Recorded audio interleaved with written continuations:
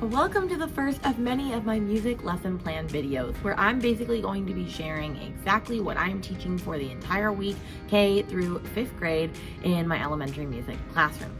I have two friends that have just recently started doing this, and I've kind of been obsessed as I love learning what other music teachers are teaching, because since none of us have a specific curriculum, it's always really hard to try and figure out like what we should be teaching when, or maybe we need some fresh new ideas, especially after like 2 years of kind of being in like COVID. And so I figure if I'm able to share what I'm doing that's working well in my classrooms, maybe that'll be able to help you down the line. So if these videos go successful, then we'll keep on doing them, but I'm going to share what I'm doing for this week only. For those that don't know me, my name's Brittany Barton. I'm an elementary music teacher and middle school musical theater teacher in Central Florida. I've been teaching for 7 years, and I made this channel to help other music teachers instill a love and appreciation of music into the heart and soul of every student. And so I share music teacher lesson tips, tricks, strategies, lesson plans, all sorts of things. And like I mentioned in today's video, we're going to be sharing this week's music lessons in my classroom. And I'm going to try and keep this short and sweet and not like stay on any one topic for too long, because I'm going through 6th grade levels. And then I've also made little time markers down below so you can find the grade level you need if you struggle with one more than the other. But let's get started. Now, small disclaimer before I get started, I'm at a brand new school this year, which means that I'm still trying to catch up in like things that students should know versus things they don't know. And like they know certain things, but they don't know other things. So maybe your students are not where mine are, and that's totally acceptable. Like for example, I'm still working on TA and TT, like quarter and eighth notes with my 4th and 5th grades. But I know that they can catch that pretty quickly, and so we're about to move past that and move to quarter rest and then move to 16th note probably within the next month. But I'm still having to play catch up. So if you're seeing things that you're like, why are you doing this at this time of the year with these kids? It's because it's a new school and I'm trying to get them where they need to be.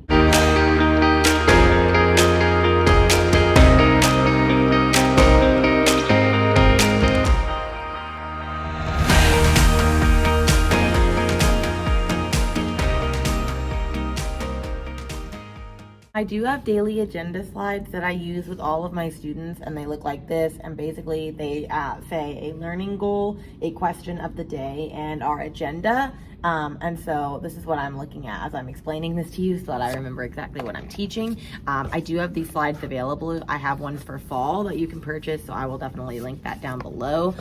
These save my life. They basically help me, actually remember what I'm teaching it. So these are more for me than for the students, but the students like it too, because it answers the age-old question of what are we doing in music class.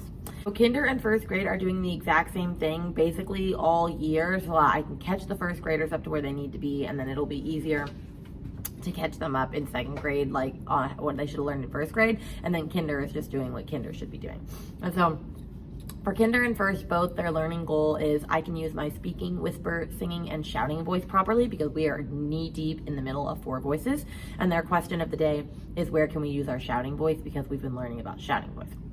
And so there's a couple of things I'm doing. Now, I am an avid first steps in music person for preschool and beyond. So this kind of has a curriculum for basically your kinders and 1st grade babies. It goes through a bunch of different things in each lesson. Like it has a pitch exploration, song fragments, simple songs, arioso, which is like working on their singing voice, movement exploration, movement, perform, and expression, beat, motions, and song tails. And so I use bits and pieces of these lessons throughout all of my lessons for kinder and 1st. I don't fully commit to this because I have other things that I like using as well, but I really like using this. And so one thing they had in there was the song Frog in the Meadow, and a lot of songs, like they have you just teach the motions to the kids for the first couple weeks, and then they can start singing along with you once they get it, and then once they can sing it without you, you like solo them. For example, Frog in the Meadow right now, we're just practicing like doing this together for steady beat, going, frog in the meadow, can't get him out, take a little stick and stir him about. And so we do that as a welcome song. We've been doing that for about the past like week or two. And then we're also doing No More Pie. And so how I've been introducing that is, after I introduce every new animal for the 4 voices, which we'll talk about in a minute, I say, oh, well, did you know that they also like to make pie, and that they were making this pie and they left it on their windowsill, and when they came back, somebody had taken it and they had no more pie. And so when we sing the song, if you've never heard it, I'm not going to sing the whole thing because it's super long, but it basically goes like, oh my, no more pie. Pie's too sweet. I want a piece of meat. And they echo back and forth.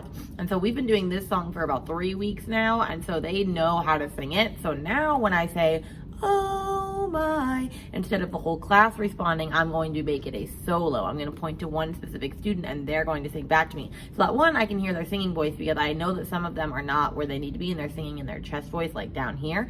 But two, I'm able to just assess, can they sing it back to me? Because we've sung this song for at least like 5 or 6 times at this point, so it's a really great assessment. Then the next thing we're doing is we are walking to the beat, and so I just take a drum and a pair of tempo blocks, and I will have the students practice between walk and tiptoe. That's what I do before ta and TT. And so on the drum is for walking, and then the tempo blocks is for tiptoe, and we're just practicing moving to my steady beat, only moving however many beats the drum is giving you. So if you're hearing this, you're only taking 1 step per drum, but if you're hearing this, then you're tiptoeing and going a little bit quicker. And so you always want to make sure you have some sort of steady beat activity for your kinder and babies because they need all the help they can get with steady beat, quite honestly. And then we get to our shouting voice intro. Now this is the bear that I use for shouting voice. His name is Grizzly. He was pretty expensive. He was like $50 because he's like a full-blown puppet. But anyway, I got this 4 voices idea entirely from David Rao at Making Moments Matter, I believe, or Music Making Matter. I'll share him down below. But he has these 4 puppets. He uses a rabbit, a butterfly, an owl, and a bear, and he teaches the 4 voices in that way. And so we've already gone through the other 3 voices. And so we're on Grizzly the bear. And there's this whole spiel where he's like not allowed to yell in the music room, and he's like trying to tell them to use the shouting voice, but he can't actually use the shouting voice. It's this whole fun little bit. I'll link that down below. But once we've done that, I will have the students, interact with the bear, and we'll work on our shouting voice. And then we segue directly into Grizzly Bear. The song Grizzly Bear. And so typically after we've done shouting voice, I'll just say like, okay, well now he needs to go back to sleep in his cave. It's time for him to hibernate, and you don't want to wake a bear when he's asleep in his cave or else he'll be really mad. And then we sing the song Grizzly Bear, which if you've never heard it, it goes like this. Grizzly bear, oh grizzly bear is sleeping in a cave. Grizzly bear, oh grizzly bear is sleeping in a cave. Please be very quiet, very, very quiet. If you wake him, if you shake him, he'll get very mad. Roar! And then they roar. And it's a super fun game. It's typically used for loud and soft, but I use it year round for lots of things. And so this is a great segue into shouting voice. How we play the game typically is that there will be a circle, and in the middle there will be a bear asleep, and then the hunter. And the hunter is walking around the bear for the entire song, and on the word roar, the bear wakes up, and the kid has to run out of the circle, and so does the bear, and has to chase him around the circle back to his spot. So it's kind of like Duck, Duck, Goose, kind of. The kids love this game. Love it, love it, love it. And so yeah, they're still doing that, and they're not actually touching each other because I have a scarf that they have to tag them with instead. So it's magical, and that's Grizzly Bear. And then we're doing just a 4 voices review. And so for that, I just have this little sheet of paper, actually not sheet of paper. I have these 4 voices posters that we go through. And so I've linked those down below as well because I made those for this class. And so what I do is each student, I will say, can you say, this is my whatever voice it is, and I'll just pick a random voice on the screen. So if it has a picture of singing voice, then they have to go, this is my singing voice.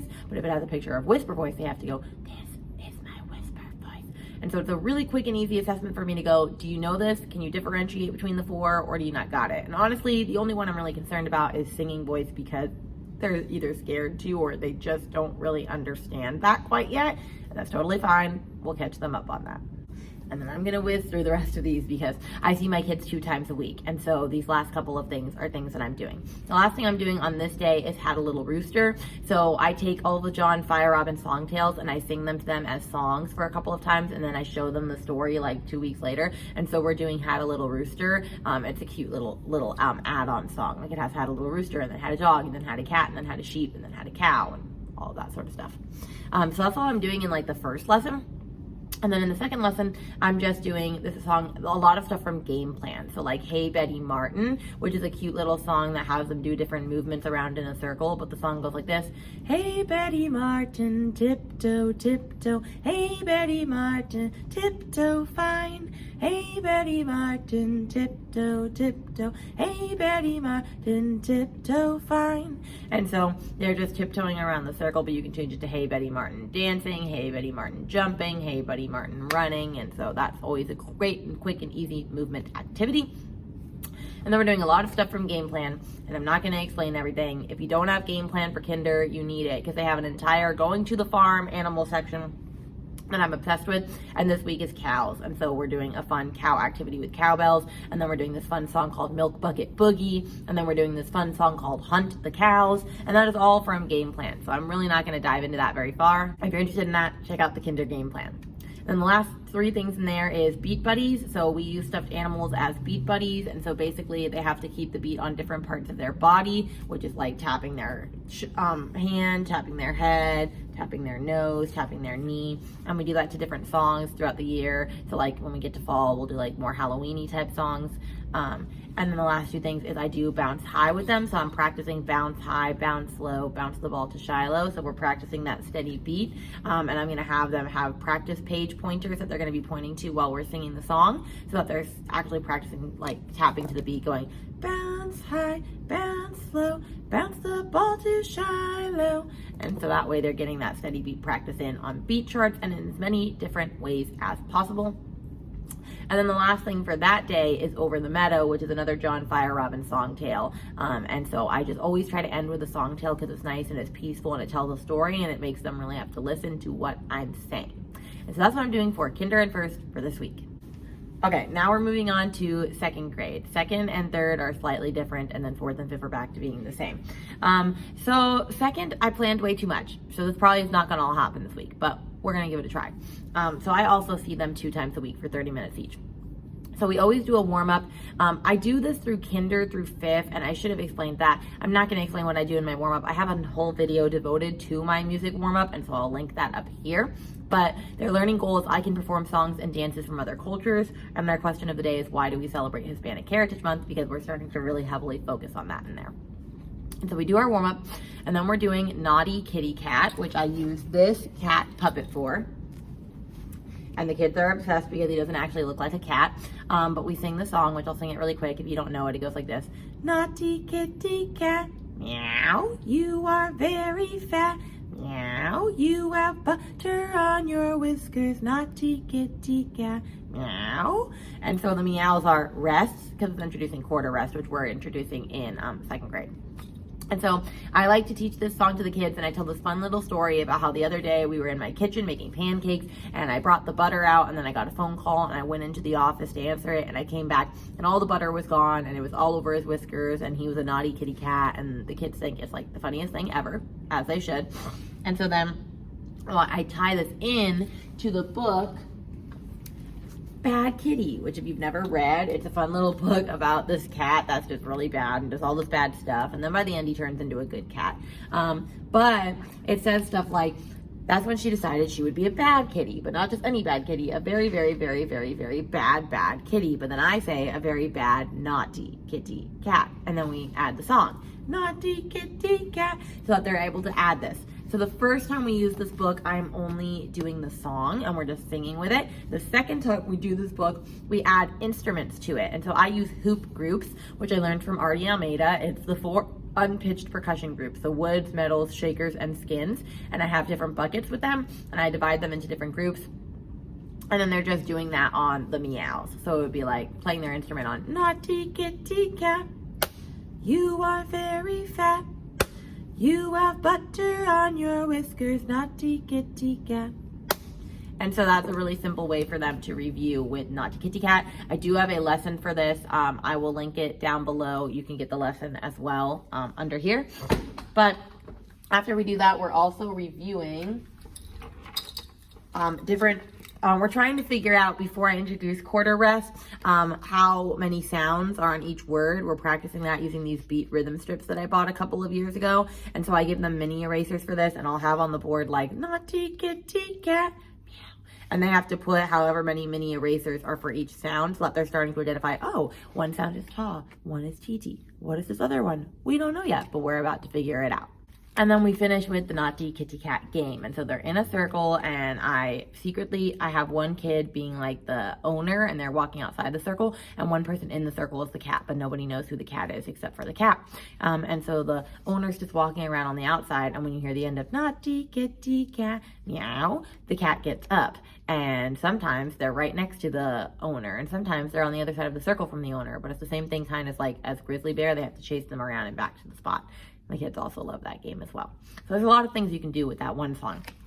And then after that, we do cat opera, which if you've never heard of cat opera, it is a cat duet that's sung by two cats. And I have these two little cat pointer sticks that I can't find right now, but I also got this from Artie Almeida, and she teaches the song by going through it with them, like actually showing them, like performing it for them. And then afterwards, she gives them each their own pair of opera cats, and they get to do it with her. And so I just do this because it has to do with cats, and also it's like teaching them opera, and it's just also really silly. And so we just add that, and that's a super fun time. But after we've done that, we go into Bow Wow Wow. I make it a cat and dog unit day. And so Bow Wow Wow is about a dog. It goes, Bow Wow Wow, whose dog art thou? Little Tommy Tucker's dog, Bow Wow Wow.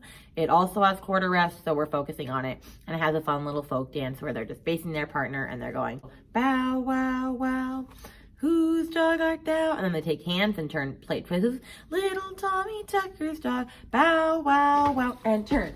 And then they have a new partner. So that's a really fun, easy folk dance for them. So we're just reviewing quarter rest. And then I want to make sure that they actually get introduced to Ta and TT before I officially do quarter rest, even though I know they already know. They already know quarter and eighth note. They know the names. It's weird. They know the names, but they don't actually know like how to read rhythms. So I'm like kind of fixing that by reading the book Duck Rabbit to them.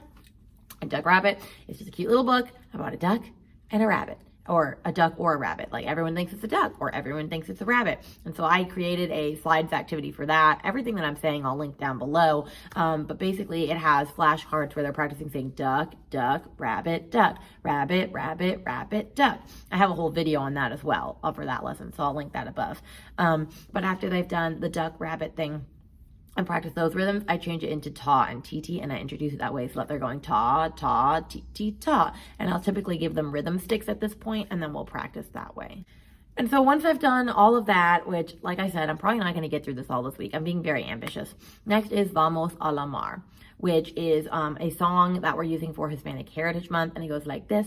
Vamos a la mar, tum, tum, a comer pescado, tum, tum, boca colorada, tum, tum, fritio tum, tum. And this also has quarter rest, so everything has quarter rest. Okay. But anyway, once we've done that, I have a fun little instrument activity that I do with them to that. Like I said, I also have slides for this as well, so I'll just link everything down below. And after I've done that, we do a fun interactive rhythm game where like there's a bunch of animals on the screen, like a crab or like a sea horse or things, and they have to click on each one and practice reading that rhythm correctly with their taws and TTs and rests. This is the song that I actually introduced quarter rest with. And then if they get it right, they can move on to the next animal, and that way we're actively practicing with the rest. And so after we've done that and had that song and talk about like what language it's in and why we're celebrating Hispanic Heritage Month and all that, we end with a song called Celebrate. It's just celebrate good times, come on. And we are practicing keeping the steady beat. And I'm the leader the first couple times we do this, and then I start picking student leaders over the next couple lessons so that I can just make sure they've got a firm foundation of steady beat. Okay, third grade is doing a lot of rhythm review just to get them where they're at. And so the first thing we do is our warm up, and then we're doing Pass the Beat Around the Room, which if you've never heard of that game, it's just called Pass the Beat Around the Room. And so each student is in charge of one syllable. So it would go pass the beat around the room. Pass the beat around the room. And if they mess up, they forget their word, they pause, any of that, they have to sit out and they are down. And so that's super fun. And if you want to make it extra challenging, you can change it to pass the round the room. Or if you want another level because they're too good at that, the people that are sitting out still count as a word. You just can't say that word. So if there was someone here on the and beat, it would be pass around the room. Pass around the room.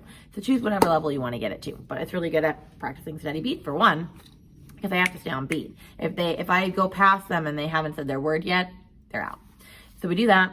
And then we're just doing a basic rhythm review. So like I said, they know quarter and eighth note, but they don't know how to read them. And so I'm teaching ta and TT this week. And so we just practice using ta and TT with rhythm sticks, just getting a solid sense of where they're at.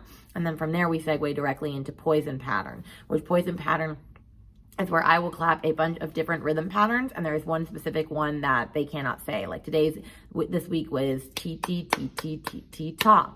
If they ever do that one again, they're out and they've drank the poison and they have to sit down. And so that's also getting them to hear orally like different rhythmic patterns, and we're able to practice it in that way. And so they love that game. They're obsessed with that game. And so I definitely will keep doing that. And then I just have 2 more rhythm games. We're just really focusing heavily on rhythm with them this week. The next one is King of the Mountain, which if you've never heard of that game, that's one of my favorite games of all time. Basically what you do is each kid has a rhythm in front of them, and the rhythm is the same on the front and the back of the paper, and it's sitting in front of them like a little tabletop. And they're in a circle. And so whoever's at the king or the queen at the top of the mountain will start by clapping their rhythm, and then they'll have to clap somebody else's.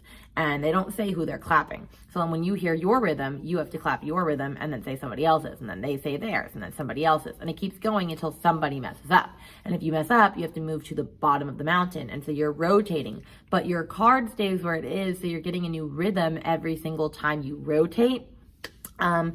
And the kids don't always like that because they get like really used to their rhythm, but it's super fun. And your goal is to try to get to the top of the mountain and knock out the person at the top of the mountain. And so if you have someone that's really good at reading rhythms at the top, then I would let them stay there for a while, but eventually move them down, or else the game is just not very fun because no one's moving anywhere. But that game is super fun. My kids really love that game. And then the last thing I'm doing with them is for my good friend Becca over at Becca's Music Room, her game Asteroid. My kids are obsessed with that.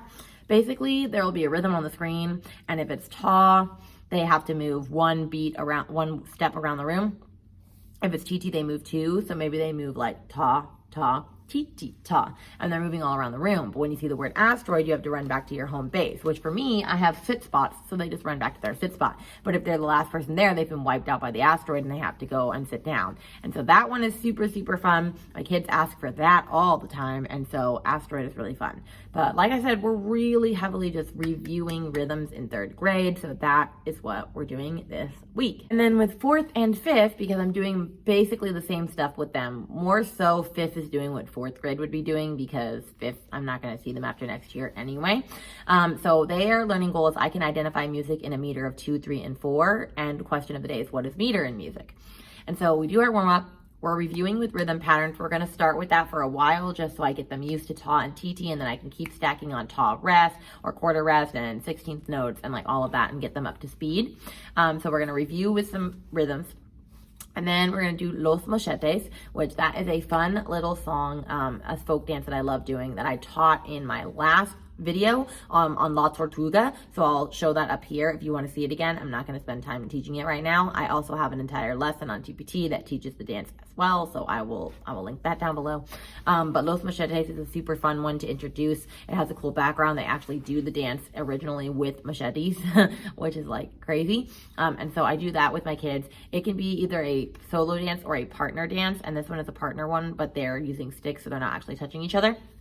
And then we're finishing with my friend Jessie over at Music and Motivate's meter units, which she just introduced an entire thing on meter, and meter is always really hard for me to teach. But I actually felt really happy when I bought hers because like a lot of the lessons, I already do some of those things in my classroom. So I was like, oh, maybe I'm not doing as bad as I thought.